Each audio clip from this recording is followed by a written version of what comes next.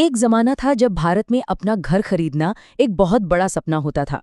लेकिन आज ये सपना लाखों लोगों के लिए एक बहुत बड़ी फाइनेंशियल चैलेंज बन गया है। चलिए इसी मुश्किल के पीछे की कहानी को थोड़ा और गहराई से समझते हैं। तो सवाल बहुत सीधा है और ऐसा सवाल है जो शायद हम सबने कभी ना कभी खुद से पूछा है। आखिर ऐसा क्या हो गया है कि भारत में अपना घर खरीदना इतना मुश्किल, ऑलमोस्ट नामुमकिन सा होता जा रहा है। 1 करोड़ रुपए। जरा इस नंबर के बारे में सोचिए। ये कोई छोटी मोटी रकम नहीं है। आज की तारीख में भारत के किसी भी बड़े शहर में एक ठीक ठाक मतलब एक सामान्य सा अपार्टमेंट खरीदने के लिए कम से कम इतना या इससे भी ज्यादा खर्च करना पड़ सकता है। ये वाकई में चौंकाने वाली बात है। आप जो चीज स्क्रीन पर दिख रही है वो इस पूरी कहानी का कह सकते हैं कि क्रक्स है। यहीं पर इस संकट की असली जड़ छिपी है। देखिए, एक तरफ है घर की कीमतें जो रॉकेट की स्पीड से ऊपर भाग रही हैं, और दूसरी तरफ है हमारी औसत सैलरी जो बहुत धीरे धीरे मतलब कछुए की चाल से बढ़ रही है। और यही जो गैप है, ये जो फासला है, इसी ने घर खरीदने के सपने को चकनाचूर कर दिया है। तो चलिए थोड़ा और अंदर चलते हैं।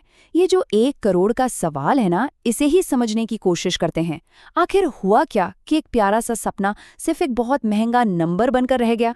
ओके, तो अब हम इस प्राइस टैग को, इस कीमत को जरा डाइसेक्ट करते हैं। इसके पीछे के कारणों को समझने की कोशिश करते हैं। वो कौन सी फोर्सेस हैं, वो कौन सी वजह हैं जो इन कीमतों को इतना इतना ज्यादा बढ़ा रही हैं। अगर मोटे तौर पर देखें तो इस पूरे मुश्किल के पीछे 3 मेन कारण हैं। हम इन तीनों को एक एक करके समझेंगे। पहला है शहरों में जमीन की भारी कमी। दूसरा, रियल एस्टेट में जो स्पेक्यूलेशन यानी सट्टेबाजी हो रही है वो। और तीसरा, लोगों का बेहतर जिंदगी की तलाश में लगातार शहरों की तरफ आना। तो सबसे पहले बात करते हैं पहली और शायद सबसे बड़ी वजह की, जमीन। देखिए, शहरों में जमीन तो लिमिटेड है ना, वो बढ़ नहीं सकती।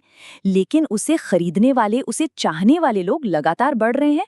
अब ये तो इकोनॉमिक्स का सीधा सा नियम है। जब डिमांड बहुत ज्यादा हो और सप्लाई बहुत कम, तो कीमतें तो आसमान छुएंगी ही। अब आते हैं दूसरे बड़े कारण पर, और वो है स्पेक्यूलेशन, मतलब सट्टेबाजी। आज की तारीख में घर सिर्फ रहने की जगह नहीं रह गया है। ये एक इन्वेस्टमेंट बन गया है, पैसा कमाने का एक जरिया।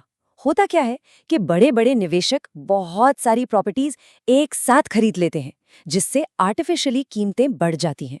और इसका नतीजा ये होता है कि जिसे सच में अपने परिवार के लिए एक छत की जरूरत है, वो इस रेस से ही बाहर हो जाता है। वो खरीद ही नहीं पाता।